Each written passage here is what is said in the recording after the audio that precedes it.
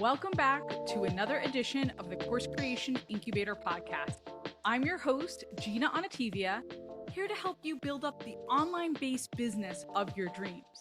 Whether it's your course, a coaching program, some other online program, we're here to build up your online marketing. We're getting it done together. And I'm so proud of you, by the way, because you're listening to this podcast and you're here to take action. And it's awesome to be back. If you listened to last episode, that was our relaunch after taking a 6-month hiatus. And thank you for all of you who emailed me and DM'd me. I loved reading your comments and just knowing what the podcast meant to you. So thank you so much. Love hearing your comments about the podcast. Please keep them coming. And let me know if you want to hear an episode in the future or if you want to hear something on a particular topic. Now, this episode was inspired by meeting an old friend, literally bumping into an old friend at this park where my husband Alex and I walk Churro each and every day. So Churro is our puppy that we got in August. He is huge now, by the way. The shelter said he would be about 40 pounds. He's about 70 now. And I think they just tell you whatever you need to hear, right, to walk out of the shelter. And he's huge and full of energy, and we need to walk him every day, twice a day. And we're in this park, and somebody's saying, Gina? And I turn around, and it's my friend Stephanie, who I haven't seen in years and years. Knew her when we were members of this incredible wine club here in San Diego. We used to love going to this wine bar. And Stephanie was one of the highlights, absolute highlights. So she is a mother of, I think, 3, 4 now. She married a man who already had kids, and plus she has 2 of her own. And she was asking who I coach. Hey, what kind of clients and students do you take on? So we chatted a little bit, and it turns out she's a coach for moms who don't want to drink, who want to give up drinking, want to raise their kids sober. I thought this is such a cool niche, right? And it's so needed out there for moms who really want to embrace a different kind of lifestyle. And Stephanie was telling me, because I asked her, how do you market right now? Because she's interested in scaling her coaching business. And she mentioned to me that she put out this big video series and that it was frustrating because it was really great content, but it didn't really move the needle for her. And it got me thinking, how do you know that a video series is going to work like that? How do you know if you should say yes? Because I think it was her and her partner who came up with this idea together. How do you know that this is the right thing to move forward on in terms of your business? And I thought today we would talk about 3 questions that I always use when I'm vetting something in my business that I've been asking my clients and my students, and I asked Stephanie this as well, in terms of how to decide, how to move forward. Because let's be honest, we are creators by nature. If you are listening right now and you are an entrepreneur, even part-time, or a business owner, you are probably a very prolific creator. You can write a book, right? You can record songs if you wanted to do that. You can definitely build a course. And as entrepreneurs and business owners, sometimes we have shiny object syndrome, right? That comes up, or opportunities that come up that you don't want to say no to, but is it really the right decision for you? And even though you're great at it, or it's easy to create the content, maybe it's not the best decision. I've talked about this in the past where I'm a prolific content creator. I learned it when I worked for Tony Robbins, and it's been throughout my career. It's been something constant. It comes very easily for me. But just because I'm a consistent content creator doesn't mean I should be creating content every day. I was working with another client and we were talking about lead magnets and opt-ins. And I said, oh, do you have a specific lead magnet on this? And she said, no, but I can whip that up in an afternoon. Now, that's not necessarily the right thing to do, right? Just because you're awesome at it doesn't mean I want you doing this every day. So I want to walk through 3 questions today, like I mentioned, to help you make a decision, to help you realize what you want to focus on. So you're really building up your online-based business and you're not willy-nilly trying to figure out what's next. Before we dive in, I do want to mention that this episode is brought to you by my new concept to customer coaching and audit. This is the coaching package I'm offering right now because some of you have said to me, like, hey, Gina, how do I get your eyes on something? How can you review it and then give me feedback and then give me a roadmap so I can figure out how I'm putting the course together and then ultimately marketing it? That's this package. If you're interested in getting some coaching from me, coursecreationboutique.com/audit.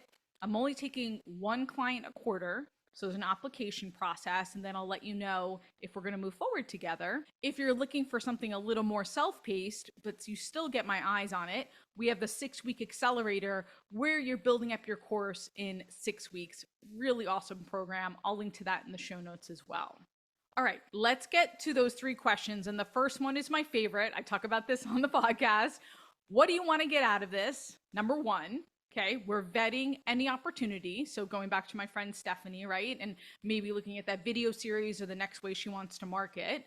Or another way to question this is, what's your outcome, right? And this is my go-to clarity question because we have great ideas all the time, but this question forces you to think, okay, what's really behind it?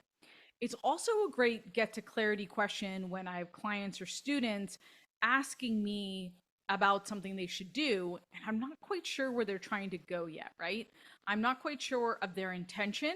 So it's an awesome question to get context and intention and purpose to see where you want to go next. Okay. So I'll walk through the 3 questions and I'm going to walk through a couple of examples. So that's question number 1. What do you want to get out of this, or what's your outcome? The second question I want you to ask, and I'm borrowing this from my friend and my mentor, Bo Eason, former NFL player, incredible storyteller. I'll link to his episode in the show notes. Bo likes to ask, will this make the boat go faster? Will blank make the boat go faster? Now, typically when Bo teaches this, he's talking about what maybe you're consuming day in and day out. So will that glass of wine make the boat go faster? Will attending that networking event make the boat go faster, etc.? Maybe we will taking that certification. I'm just filling in the blanks here, right?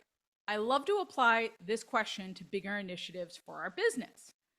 So if someone says to me, I want to start a podcast, we'll get to that in a minute, by the way, or I want to start putting out videos week to week, my question is, does that make the boat go faster? And what does that mean? It means, does it get to your dream faster?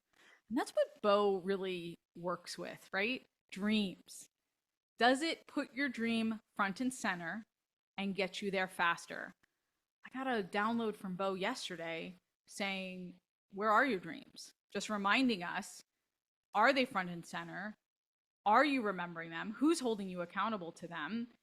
And are you doing the things that make the boat go faster and get you there? So if the dream is making enough income and revenue that you can go part-time in your 9 to 5, that's the dream. Will it make whatever you want to do, make the boat go faster to that dream?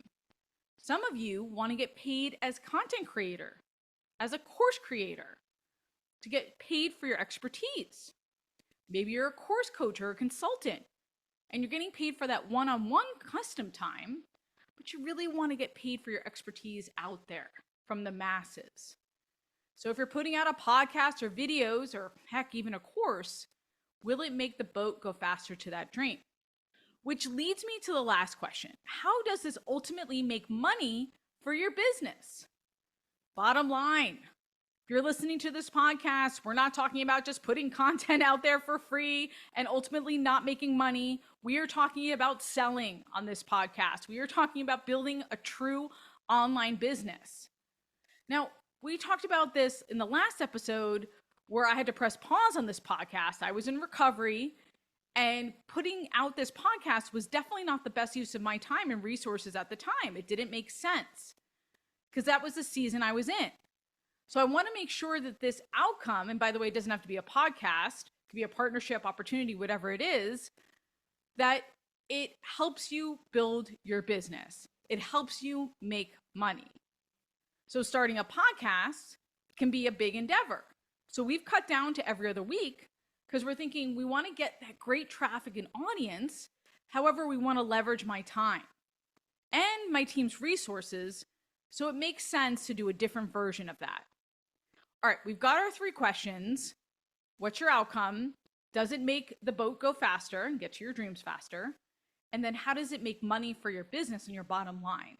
So let's walk through a few examples. For my client who wanted to launch a podcast, what's the outcome? To establish his expertise in a powerful way, a strong entry point to his business, because he was launching a new business. People are getting to know him in a different kind of way. Podcasts are a really powerful way to do that when you're in someone's ear every other week or every week. Does it make the dream go faster?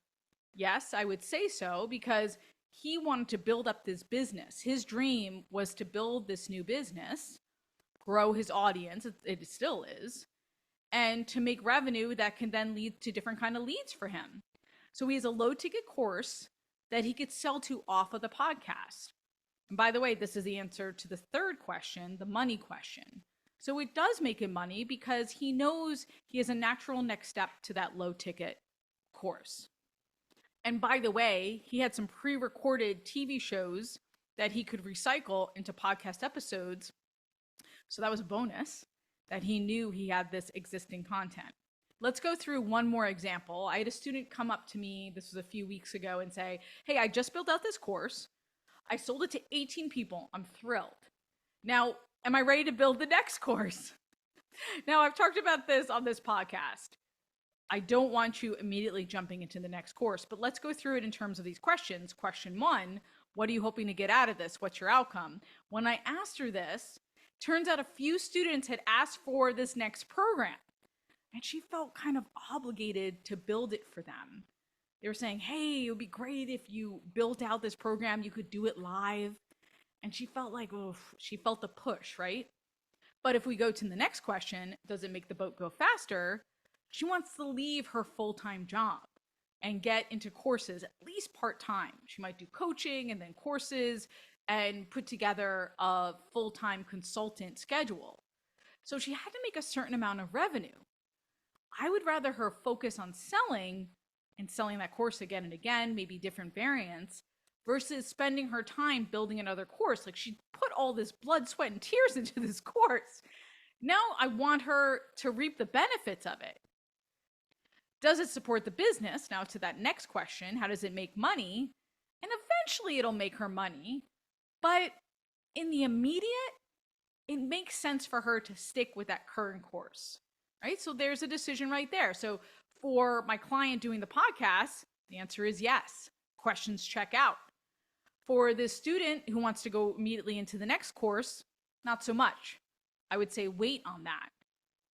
And she might build it in the future, but right now is not the time. And if you're listening right now and you're not selling anything yet, I want you to put out the offer. I want you to put out whatever offer makes sense for you, even if it's a low price point. Make the invite. Don't focus on putting out all this great content. I would rather you make an offer and sell to a handful of people than swing for the fences with a new video series, going back to our friend Stephanie. Before you create one more creative piece, I want you to have something to sell. And by the way, some of you said, well, Gina, how am I going to know if I don't test it? Well, sometimes you don't know. Sometimes you do have to test. But as much as possible, put out a contained test or a smaller one. So instead of doing a 5-part video series, go live once and see what kind of reaction you get. See how you market it. See how you put yourself out there. All right, to wrap this up, and I've been on my soapbox. It's awesome again to be back. I do want you putting yourself out there in a big way. I want you building your audience, making offers, figure out your next best offer. If you need help, think about applying for my concept to customer package so we can work together. And until the next episode, make sure you're subscribed. Go create, be you and be brilliant.